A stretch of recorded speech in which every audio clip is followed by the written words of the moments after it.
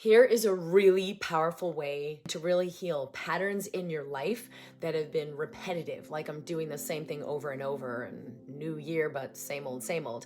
You will not go beyond the choices that you don't understand. And that means until you get the lesson, the same thing's going to happen over and over and over. Like you get out of one relationship and you get in another one and it's the same pattern. What's going on?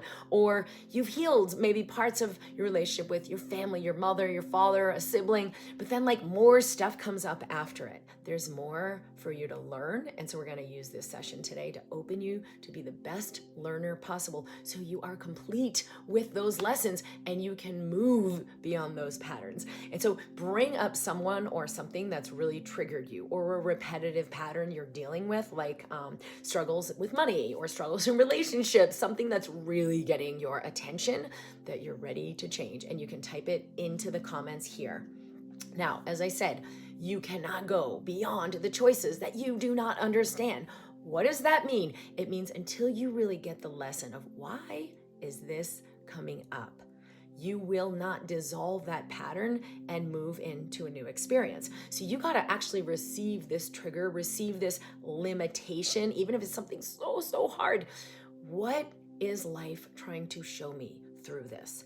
And it doesn't mean it's your fault that this happened. It just means subconsciously you're holding some limiting belief or a habit of self-sabotage or ideas about I'm really not worthy that are creating this. And life's like, no, get it. You're worthy.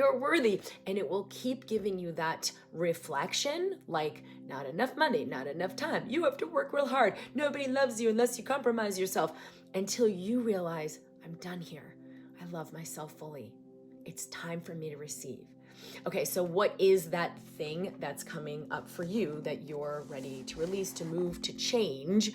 And now we got to start to understand, okay? What's the understanding? So if there was, my unconscious was trying to like get a need met through this, through like being sick over and over and I can't go to work, or through like abusive relationships over and over, and like, okay, what would it be trying to show me? Is it trying to show me to finally choose self-love, and no one can have space in my life who doesn't embody true love, authenticity, integrity? They can do what they say and they can treat me the way I deserve to be treated? Is it, wow, this illness is really serving that I'm taking a lot of time off and not doing the things I don't want to do? How could I find a way to do that for myself, to be in my own integrity so I don't need the illness to do that for me? There's always a gift, and it takes a lot of courage to be able to take your biggest challenge and actually see, if life were serving me with this, what would be the gift and what would that serve in my life? So if you want to blow it up to the next level, what would I be free to do or be if I did get this lesson?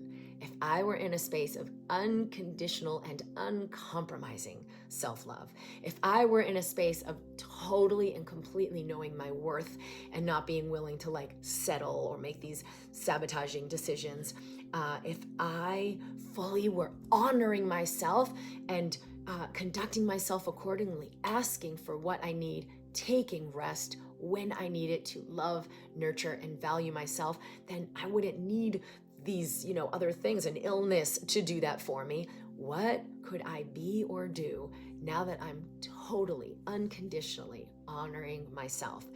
And include that in the comments as well. You will not go beyond the choices that you don't understand. So welcome the fact that there may have been repetitive patterns in your life that you really don't like, because there is a gift in them for you. And if you are willing to learn, Nelson Mandela said, I'm either winning or I'm learning, right? He had to be in jail for something he didn't do. And it was years later, he finally got exonerated. And they said, oh my gosh, do you feel so resentful that you had all those years wasted? And his answer was, I'm either winning or I'm learning. So you don't need to hold resentment for the past or to a person or even to yourself. If you notice patterns of self-sabotage, You're either winning or learning. Take the learning because it will create a huge win. I hope this has been helpful for you. I'm Dr. Kim Duramo at drkimd.com. Keep tuning in, like the video, subscribe, and I will see you soon.